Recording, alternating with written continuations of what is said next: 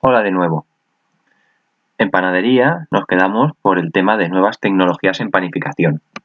En este tema lo que vamos a ver básicamente es el proceso de fermentación controlada. ¿Qué es esto? Pues aquí lo que queremos ver es de qué manera podemos tener la fermentación, controlar las diferentes fases en la fermentación para conseguir preparar el pan con un tiempo suficiente que nos permita evitar trabajar por la noche y que cuando lleguemos por la mañana esté el pan listo para meter al horno. Esta tecnología está en marcha desde principios de los años 80, pero ha costado su implantación, en parte porque los procesos no estaban totalmente bien desarrollados y en parte porque tampoco se ha sabido muy bien cómo introducirlo en el mercado. ¿Qué es lo que conseguimos en este proceso? Pues que la fermentación se detenga o se ralentice durante una gran parte del día y que cuando acabe esa fermentación sea justo el momento en que tenemos el horno listo para hornear a la hora que nosotros nos convenga. Para tener una fermentación controlada tenemos que tener una cámara de fermentación que podamos programar. Los diferentes elementos de esta cámara no diferirían mucho de los que podemos encontrar en una cámara frigorífica. ¿Vale? Algunos sí que es necesario que esté. Vale, bien, pero el compresor que equivaldría al compresor de la nevera, ¿no? Es el encargado de convertir el gas en líquido. Es un proceso que intercambia calor y roba calor del medio. La cámara, que tiene que tener paneles aislantes, evidentemente, para aislar del medio y conseguir que la temperatura que generemos dentro no se vea afectada por la temperatura o por la humedad que pueda haber en el exterior. Y para eso se utilizan paneles de poliuretano inyectado de alta densidad. El condensador, que sirve para reducir la temperatura, el evaporador, que se encarga de robar calor del interior de la cámara, el humidificador, que proporciona la humedad necesaria cuando hace falta, y al revés, el deshumidificador, que lo que hace es extraer el exceso de humedad que pueda haber. Dependiendo de las necesidades que tengamos, podemos tener cámaras para 2 carros, para 4, para 6 y en una cámara donde caben 4 carros o 6 carros la potencia debe ser diferente de la de 2. Entonces vemos que para una cámara pequeñita de 2 carros con una potencia de 1,5 caballos sería suficiente, mientras que para una de 6 necesitaríamos 4,5 caballos. Esto equivale, o sea, si seguimos esta equivalencia de que un caballo equivale a 0,8 kilovatios hora y sabiendo como término medio que cuando consumimos un kilovatio nos cuesta 0,07 céntimos, perdón, esto no está bien, sería 7 céntimos, no 0,07 o 0,07 euros, ¿vale? Entonces, como ejemplo, para una cámara de 4,5 caballos, o sea, donde podemos meter 6 carros de pan, fijaros la cantidad de pan que puede haber ahí, a 0,8 kilovatios hora, nos da 3,6 kilovatios en una hora, por 7 céntimos, quiere decir que para tener una cámara de 6 carros, me supondría el coste de 25 céntimos en una hora, que tampoco es ningún gasto excesivo. Las diferentes fases en la fermentación controlada serían el preenfriamiento, blocaje o reposo, aclimatación, fermentación y una quinta fase opcional que se llama el dormilón. Vale, abajo tenéis una tabla resumen que ahora iremos viendo en cada fase. En el preenfriamiento lo que se hace es bajar lo más rápidamente la temperatura de las barras o de las masas que tengamos preparadas para cortar lo más rápidamente la fermentación. Entonces, yo lo que tengo que hacer es programar mi temperatura de la cámara en torno a menos 10 grados, ¿vale? Menos 5, menos 10 sería una temperatura idónea. Para que conforme yo voy llenando la cámara con las diferentes hornadas que hago y con los diferentes carros que lleno, al final la temperatura de la masa sea de 2-4 grados. Bien. He de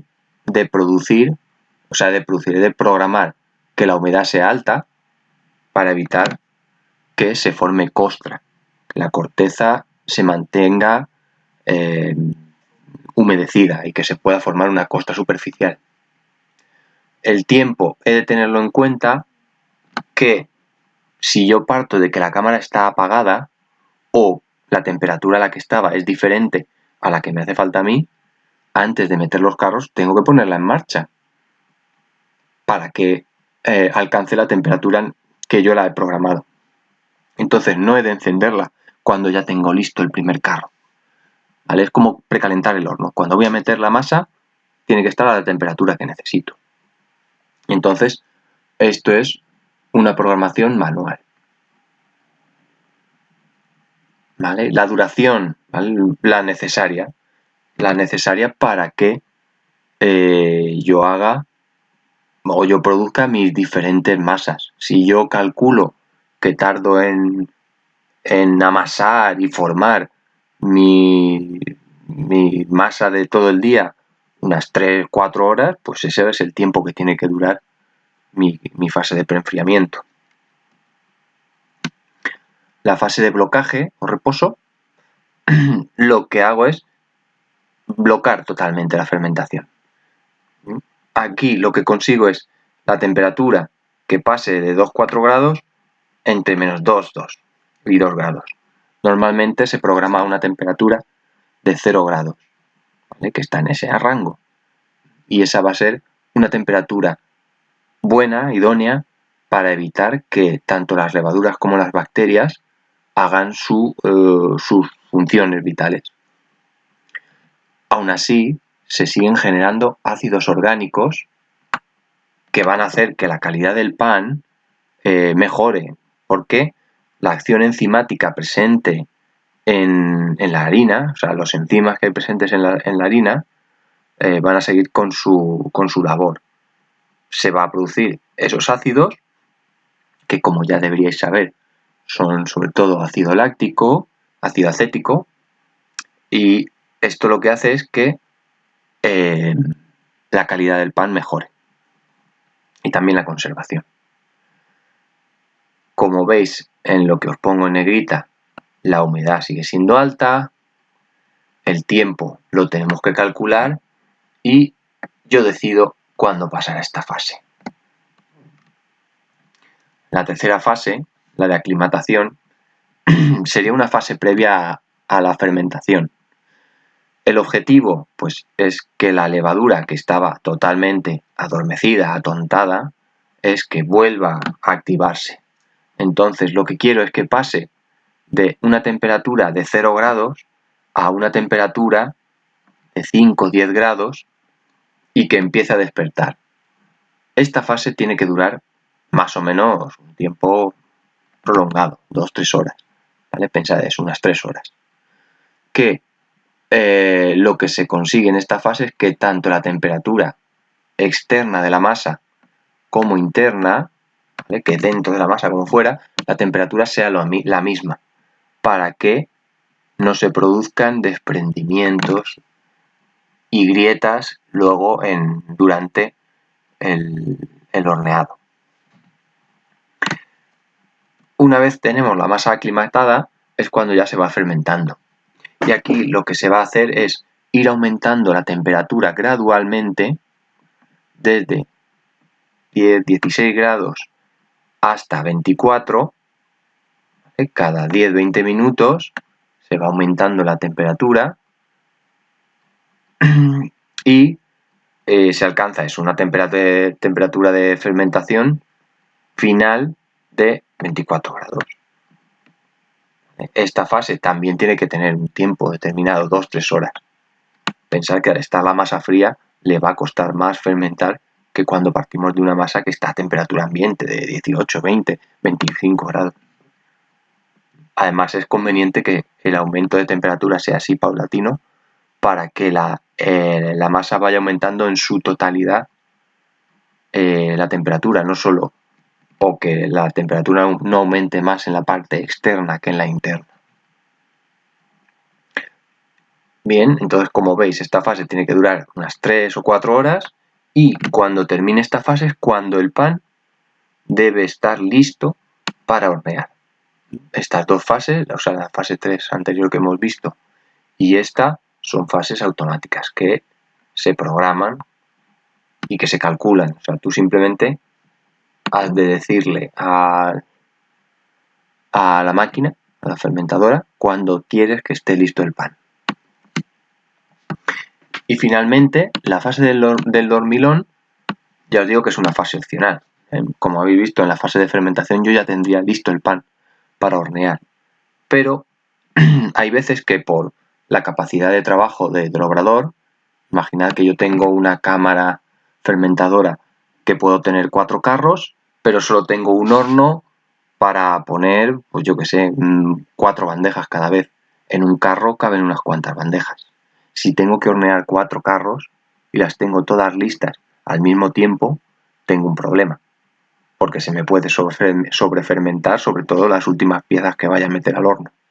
Entonces, una de las opciones para evitar esto es utilizar la fase del dormilón bajo la temperatura de 24 grados a 15 grados y la fermentación va a ser mucho más lenta.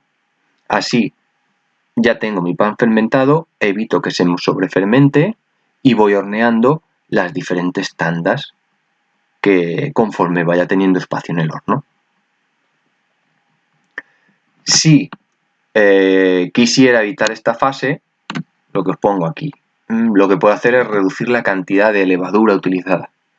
Lo que consigo con esto es que se me vayan fermentando a diferentes velocidades. Los panes que tienen más levadura se fermentarán antes que los que tienen menos. De tal manera que yo empezaré a hornear los panes que hayan fermentado antes y mientras se están cociendo, los que tienen menor levadura seguirán fermentándose y podrán tener un tiempo extra para fermentar y que no se me sobrefermente. Aquí os propongo un ejercicio que espero que me entreguéis todos y todas. ¿Vale? Si yo enchufo mi cámara a las 7 de la mañana en el proceso de preenfriamiento y calculo aproximadamente que voy a terminar de amasar y de formar mis diferentes carros en unas 4 horas